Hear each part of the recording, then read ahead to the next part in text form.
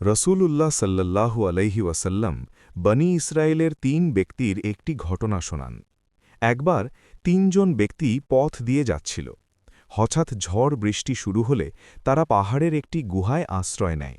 কিন্তু হঠাৎ পাহাড় থেকে একটি বিশাল পাথর গড়িয়ে পড়ে গুহার মুখ বন্ধ হয়ে যায়। তারা বের হওয়ার কোনো পথ না পেয়ে একে অপরকে বলল, আজ আমাদের বাঁচার কোনো উপায় নেই যদি না আমরা আমাদের জীবনের সবচেয়ে ভালো কোনো কাজ অর্থাৎ আমল দিয়ে আল্লাহর কাছে দোয়া করি। প্রথম ব্যক্তি, সে বলল, হে আল্লাহ, আমার বৃদ্ধ বাবা মা ছিল, আমি তাদের আগে আমার স্ত্রী সন্তানদেরও খাবার দিতাম না। একদিন আমার ফিরতে দেরি হয় এবং তারা ঘুমিয়ে পড়ে। আমি দুধের পেয়ালা হাতে সারা রাত তাদের শিয়রে দাঁড়িয়েছিলাম, অথচ আমার বাচ্চারা খিদের জ্বালায় পায়ের কাছে কাঁদছিল। আমি তাদের জাগানো পছন্দ করিনি। আল্লাহ, আমি যদি এই কাজ শুধু তোমার খুশির জন্য করে থাকি তবে আমাদের এই বিপদ থেকে উদ্ধার করো। তখন পাথরটি সামান্য সরে গেল, কিন্তু বের হওয়ার মতো জায়গা হল না।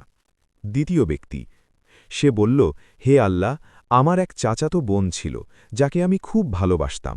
একসময় সে খুব অভাবে পড়ে আমার কাছে টাকা চায়। আমি তাকে কুপ্রস্তাব দিই এবং সে বাধ্য হয়ে রাজি হয়।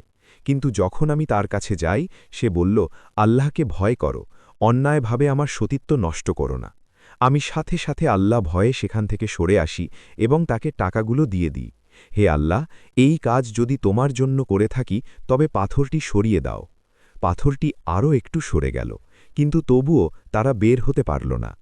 তৃতীয় ব্যক্তি, সে বলল, হে আল্লাহ, আমি এক শ্রমিককে কাজে নিয়েছিলাম, সে তার পারিশ্রমিক না নিয়েই চলে যায়।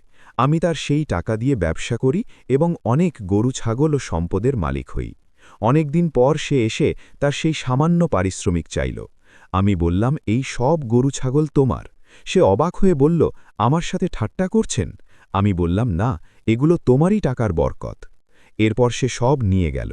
আল্লাহ, আমি যদি এই সততা তোমার ভয়ে দেখিয়ে থাকি তবে বাকি পাথরটুকু সরিয়ে দাও। সাথে সাথে বাকি পাথরটুকু সরে গেল এবং তারা গুহা থেকে বেরিয়ে গেল। সাহি বুখারি, হাদিস নং 2272, সাহি মুসলিম, হাদিস নং 2734।